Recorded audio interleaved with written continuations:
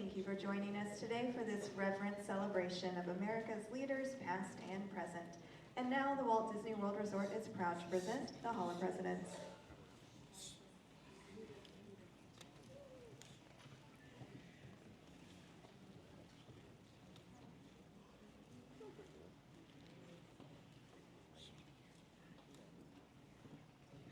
This program is dedicated to the memory of Walt Disney. In 1971, his love for America inspired the creation of the Hall of Presidents, a place to celebrate the optimism and goodwill he saw at the heart of the American story. Walt's vision was to honor the nation by honoring the American presidency.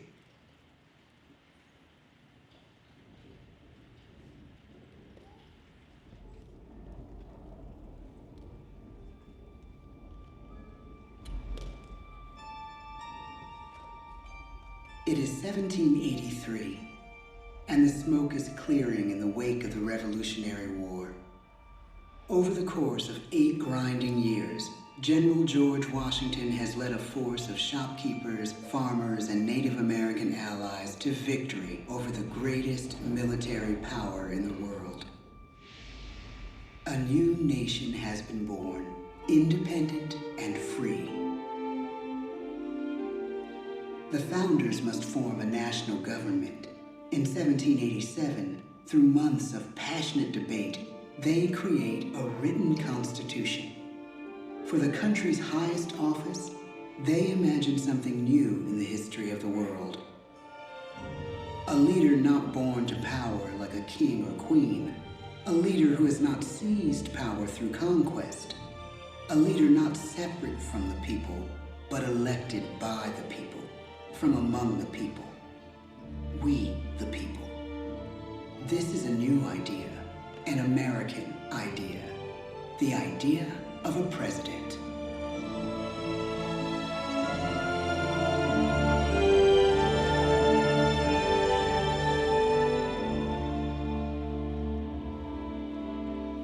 The people don't know exactly what a president will be, but there is little doubt who it will be. George Washington's stature and bearing have marked him as a leader. His integrity has made him a great one. Washington knows that many generals who have led successful revolutions make themselves dictators or kings. Instead, he steps down from power and retires to his home, Mount Vernon. The world takes note, and George Washington becomes the symbol of American ideals. In the first presidential election, it's Washington by a landslide. The only doubt seems to be his own. He writes, "Integrity and firmness is all I can promise. Integrity and firmness is exactly what we need." Everything he does as president will set a model for his successors. His final act may be the most important of all. After 2 terms, with no term limit in the Constitution and amid overwhelming support to stay in office, he steps down once again and hands power back to the people. He wants us to speak, to elect a new president.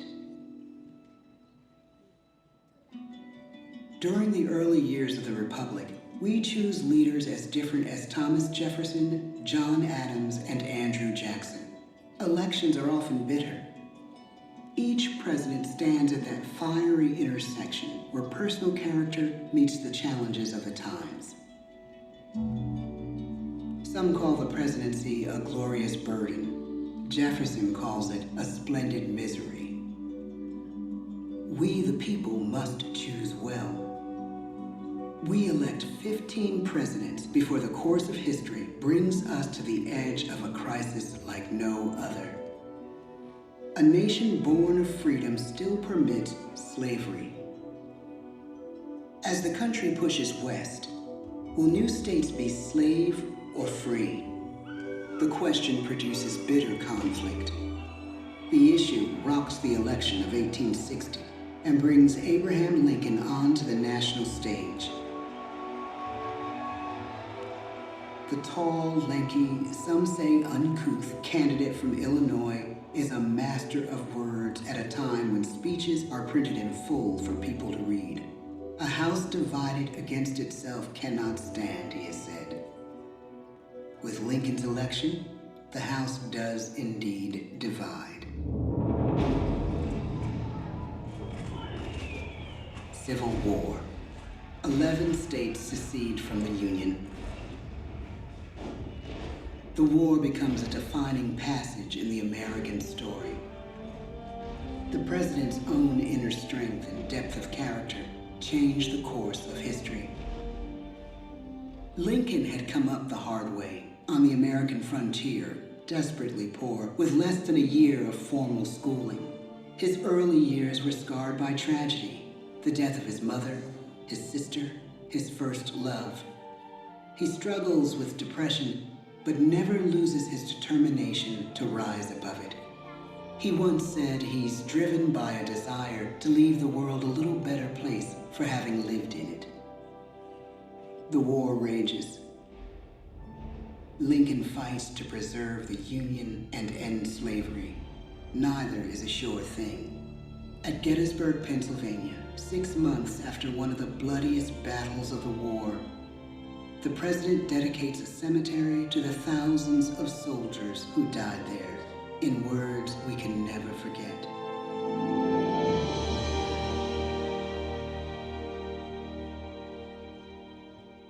"Fourscore-and-7 years ago, our fathers brought forth on this continent a new nation, conceived in liberty and dedicated to the proposition that all men are created equal.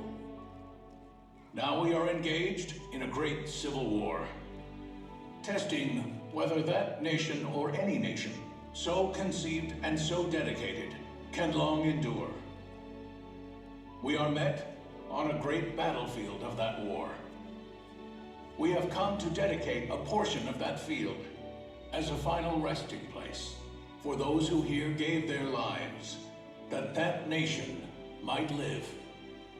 It is altogether fitting and proper that we should do this. But in a larger sense, we cannot dedicate, we cannot consecrate, we cannot hallow this ground.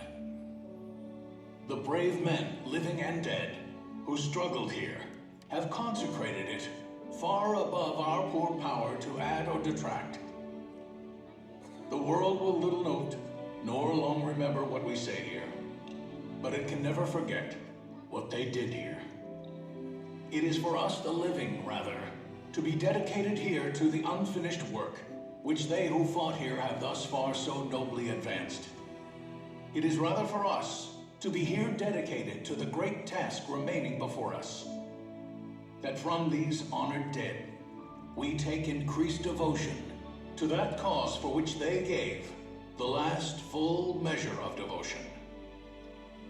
That we here highly resolve that these dead shall not have died in vain, that this nation, under God, shall have a new birth of freedom, and the government of the people, by the people, for the people, shall not perish from the earth. The blood of over 500,000 Americans is spilled in this Civil War. President Lincoln's enduring hope is to give true meaning to the sacrifices of so many, to lead us to that new birth of freedom. With the end of the war and the end of slavery, a new birth truly begins. As we roll toward the 20th century, settlers roll west on wagon wheels and railroads connect the nation coast to coast. Millions of immigrants pour in from Europe and Asia. Population doubles. Our economy triples. Our standing among nations rises. We need presidents who can lead both at home and abroad. At the same time, a young Theodore Roosevelt is retreating from New York politics and personal tragedy. The death of his wife and his mother on the same day in the same house. In the Badlands of North Dakota, he rethinks his life and the life of his country. He returns stronger in body and spirit. His renewed energy is just what his country needs.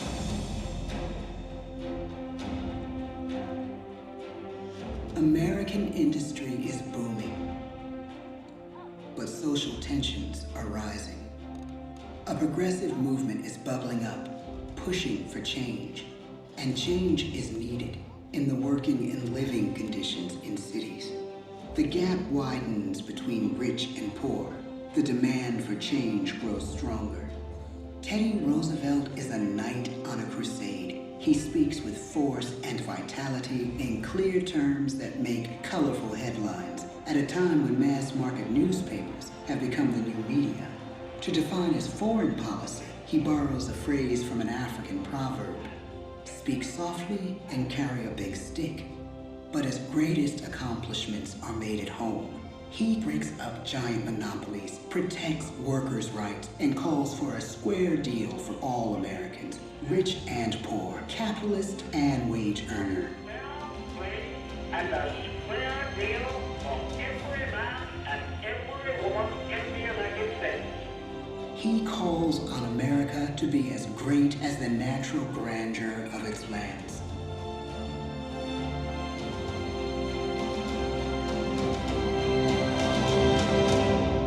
Keep your eyes on the stars and your feet on the ground, he tells us. And we do.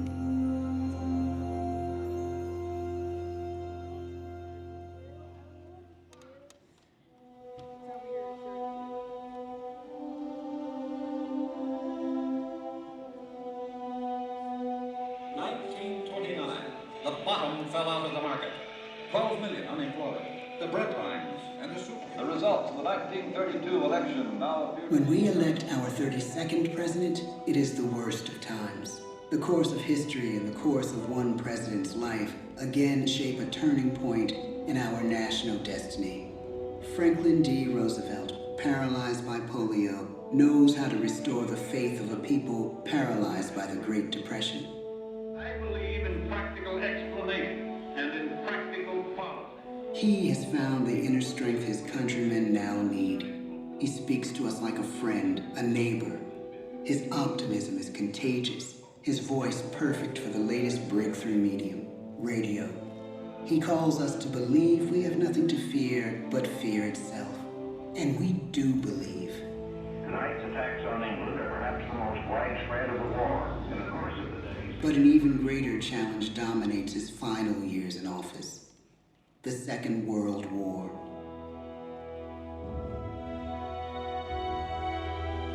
We must be the great arsenal of democracy. This is an emergency as serious as war itself. We stun the world with our production.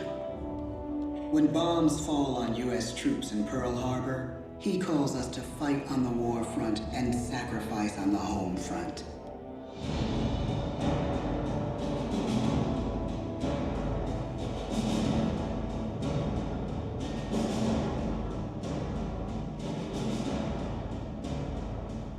The harder the sacrifice, the more glorious the triumph. So spoke America in the year 1776. So speak Americans today. The world changes. The country changes. And yet, in one sense, what we need most from our presidents has never changed. A guiding vision that calls forth the best that America can be. Will outer space be developed for the benefit of all mankind? Or will it become another focus for the arms race? The choice is urgent, and it is ours to make. Ask not what your country can do for you. Ask what you can do for your country. But really, it's all of us who must overcome the crippling legacy of bigotry and injustice. And we shall overcome. One of the agreements that President Sadat and Prime Minister Begin are signing tonight is entitled A Framework for Peace in the Middle East. Mr. Gorbachev, tear down this wall. You have lost too much, but you have certainly not lost America. I can hear you. The rest of the world hears you. Loving this country requires the willingness to speak out for what is right, to shake up the status quo. That's America. Our presidency is no longer just an idea. It is an idea with a proud history. Ladies and gentlemen, the presidents of the United States of America.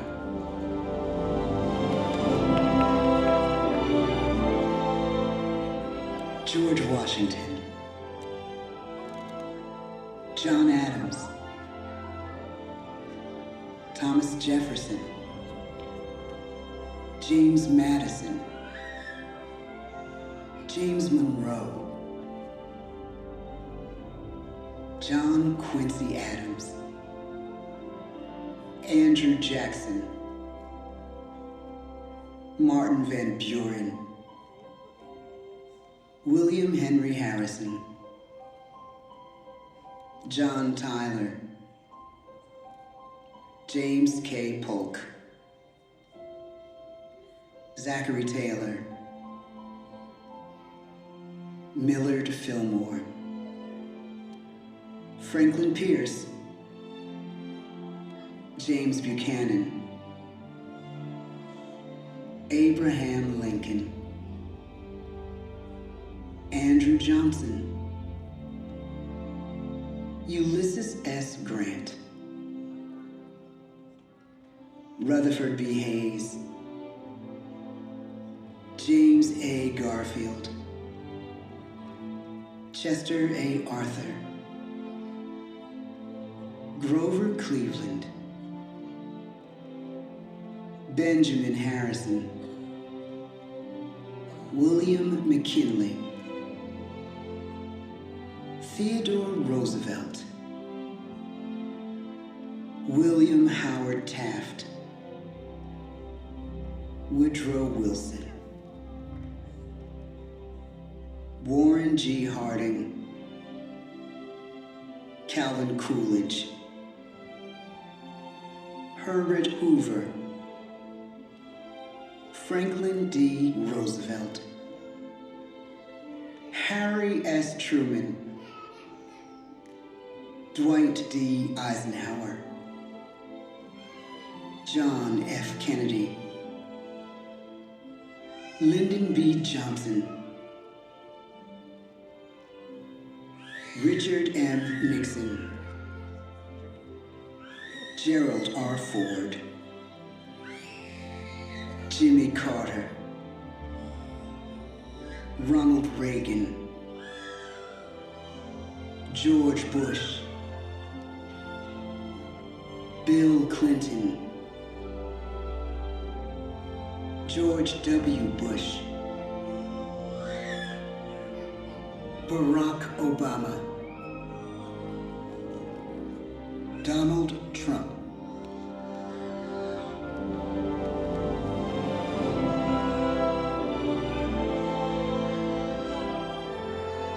And now we come to the present. Once again, we place our trust in the idea of a president, as we have from the beginning.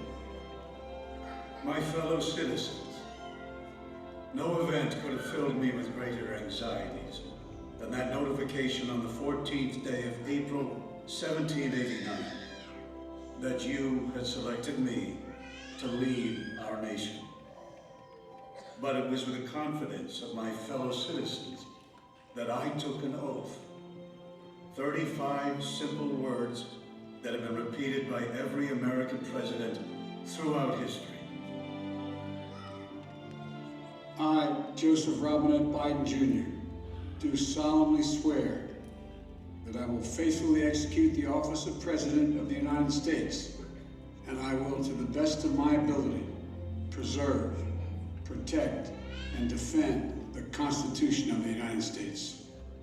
So help me God.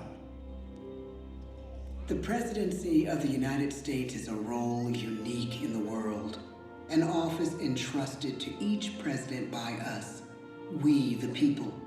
Therein lies the genius of that new idea, now over 200 years old. A new idea our presidents have turned into a great American idea again and again.